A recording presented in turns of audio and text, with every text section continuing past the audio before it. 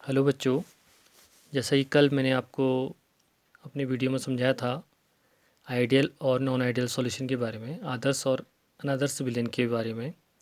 तो मैं आशा करता हूँ आप उसको समझ चुके होंगे। आदर्श विलयन जो राउल्ट्स लॉ को फॉलो करता है और अनादर्श विलयन जो राउल्ट्स लॉ को फॉलो नहीं करता है। और फॉलो नहीं करने का कारण क्या है? क्योंकि जो राउल्ट्स लॉ का जो वाष्पदाब आता है उसमें क्या जाता है, इसमें विचलन आता है, या राउल्ट्स लॉ से जो आइडेंटिफिकेशन जो प्रेशर होता है वाष्पदाब वो ज़्यादा या कम हो जाता है, किसमें? नॉन आइडियल सॉल्यूशन में। तो इसी पे हम बात करने वाले हैं, अनादर्श विलयन में विचलन या नॉन आइडियल सॉल्यूशन में डिविएशन। तो राउल्ट्स लॉ, आप जानते हैं राउल्ट्स लॉ क्या होता है। राउल्ट्स लॉ के वाष्पदाब की अगर हम बात करें तो सपोज दो अवयव हमारे पास है, धनात्मक विचलन की हम बात कर रहे हैं पॉजिटिव डिविएशन के लिए। राउल्ट नियम से धनात्मक विचलन की बात हम करते हैं तो हम दिखाते हैं कंपोनेंट ए सपोज है हमारे पास है, तो पी ए का जो पार्शियल वेपर प्रेशर है greater than P naught A into X A. जबकि राउल्ट्स लॉ में हम इसको क्या दिखाते हैं, इक्वल टू, बराबर। जबकि यहाँ पे क्या हो रहा है, बढ़ रहा है। राउल्ट्स लॉ से क्या हो रहा है, बढ़ रहा है। अब यहाँ देखिए पी बी विलायक का, P B greater than P not B x B, यहाँ पर भी बढ़ रहा है। और टोटल जो सॉल्यूशन का वाष्पदाब है वो भी P A plus P V से बढ़ जा रहा है, greater than P A plus P V. और जहाँ हम बात करें डेल्टा एच की, तो हम इस केस में देखते हैं जो धनात्मक विचलन, जो आदर्श विलयन हमारा बनता है ए और बी अवयवों से, जब वो अवयवों को हम मिलाते हैं, उनका मिश्रण बनाते हैं, तब ऊर्जा क्या होता है, अवशोषण होता है। ऊर्जा क्या होता है, अवशोषण होता है। और इसलिए इंथैल्पी में क्या आ जाती है, वृद्धि हो जाती है। तो वृद्धि हम लिख रहे हैं delta H greater than zero, delta भी ग्रेटर, और आयतन में भी क्या होती है, वृद्धि होती है। क्योंकि यहाँ पर हम बताते हैं कि जो ए और बी बी का आपस में सेल्फ इंटरेक्शन होता है ए बी से अधिक होता है, इसलिए वॉल्यूम में क्या हो जाती है, बढ़ोतरी हो जाती है। आइए थोड़ा इस ग्राफ को देखें, पॉजिटिव डिविएशन के ग्राफ को।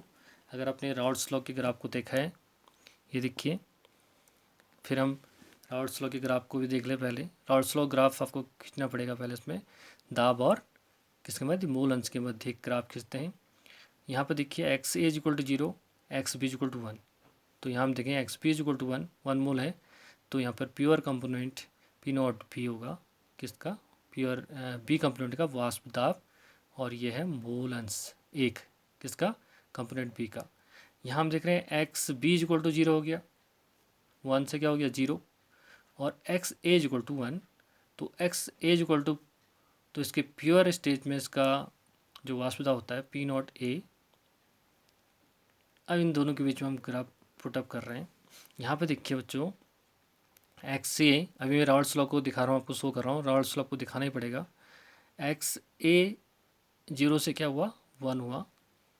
तो ये ब्लू लाइन में खींच रहा हूँ यहाँ पे, किसके बीच, जीरो से ये बढ़ रहा है पी नॉट ए तक। और यहाँ पे एक्स बी वन से क्या हो गया, ज़ीरो।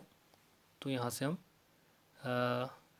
पी नॉट बी से घटता हुआ दिखा रहे हैं प्रेशर को, पी नॉट बी का।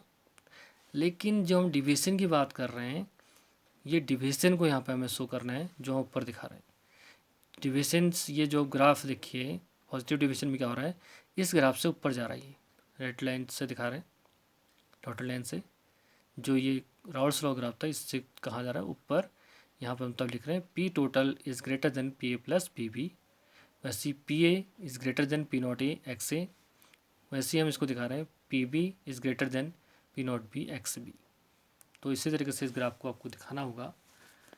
ये आपका है पॉजिटिव डिविएशन। इस पॉजिटिव डिविएशन में हम कहते हैं कि इस विलयन में जो ए या बी बी आए हुए हैं, उनके बीच जो आकर्षण बल है, जो इंटरेक्शन फोर्स है, वो मिश्रण के, मीन्स मिश्रण क्या हो गया, ए बी जब विलयन बने, इनके मध्य आकर्षण बल से अधिक होता है। इसलिए ये बहुत क्लोजली इंटरेक्ट नहीं होते हैं, इसलिए इनके आयतन में भी क्या हो जाती है, बढ़ोतरी हो जाती है। इसलिए जो वॉल्यूम होता है, मिश्रित वॉल्यूम होता है, वो दोनों के आयतन का योग होता है, ए का आयतन प्लस बी का आयतन। ए और बी को मिलाने पर ऊष्मा का अवशोषण होता है, इसलिए डेल्टा एच ग्रेटर देन क्या होता है, 0 होता है। मीन्स वॉल्यूम में क्या होती है, बढ़ोतरी है। ये कुछ उदाहरण हो सकते हैं इसके। मिथेनॉल और जल का उदाहरण हो सकता है, ये एक मिक्सचर बन सकता है जो पॉजिटिव डिविजन शो करेगा। इथेनॉल और एसीटोन हो सकता है। कार्बन टेट्राक्लोराइड और क्लोरोफॉर्म हो सकता है। क्लोरोफॉर्म और क्या हो सकता है यहाँ पे, टॉल्यूमिन हो सकता है। और इथेनॉल और साइक्लोहेक्सेन, ये इसके उदाहरण कुछ हो सकते हैं। ये आपका पॉजिटिव। अब बात करते हैं बच्चों नेगेटिव डिविजन की बात हम करते हैं। नेगेटिव डिविजन, ऋणात्मक विचलन। तो यहाँ पे देखिए, यहाँ पर भी होगा राउल्ट्स के नियम से नेगेटिव डिविजन कैसे होगा। मीन्स जो राउल्ट्स के नियम से जो प्रेशर आपका आइडेंटिफाई होता है, P A is equal to हम लिखते हैं, लेकिन यहाँ पे लेसर देन राउल्ट्स लॉ से भी जो वाष्पता होगा और नीचे चला जाएगा, P A lesser than P naught A into X A. ऐसे बी कंपोनेंट के P B is lesser than P not B x B. और वही इंथैल्पी की बात हम करें, इंथैल्पी भी क्या हो जाएगी, कम हो जाएगी राउल्ट्स लॉ से। जो राउल्ट्स लॉ में इक्वल टू 0 होता है, यहाँ 0 यहाँ नीचे चले जाएगा। यहाँ पे इस केस में जब ए और बी को हम मिलाते हैं, विलयन तैयार करते हैं, तो ऊर्जा का क्या होता है, उत्सर्जन होता है। इसलिए इंथैल्पी में क्या आती है, कमी आती है। और डेल्टा एच और डेल्टा वी, यहाँ पे डेल्टा एच मैंने लिखा है, इसको डेल्टा वी लिखिए। Delta we also lesser than 0। तो यहाँ पे जो इंट्रैक्शन ए बी का इंट्रैक्शन बढ़ जाता है ए और बी वी के बजाय, तो यहाँ पे वॉल्यूम भी क्या हो जाता है, लेसर देन 0। तो आइए इस ग्राफ से इसको फिर देखें, राउल्ट्स लॉ के ग्राफ को हम देखें। वही राउल्ट्स लॉ के ग्राफ को हमें पहले सोचना है, दिमाग पर लेना है, उसको बनाना है। उसके बाद उसमें हमने क्या दिखाना है, नेगेटिव डिविजन। यहाँ पर भी पी और दाब और मोल अंश के बीच में हमने क्या खींचा है, ग्राफ खींचा है। राउल्ट्स लॉ को यहाँ पर पहले शो किया है ब्लू लाइन से, और फिर देखिए हमने रेड लाइन से नेगेटिव डिविएशन को, देखिए राउल्ट्स लॉ के कुल दाब से ये नीचे आ रहा है। P total is lesser than P A plus P B.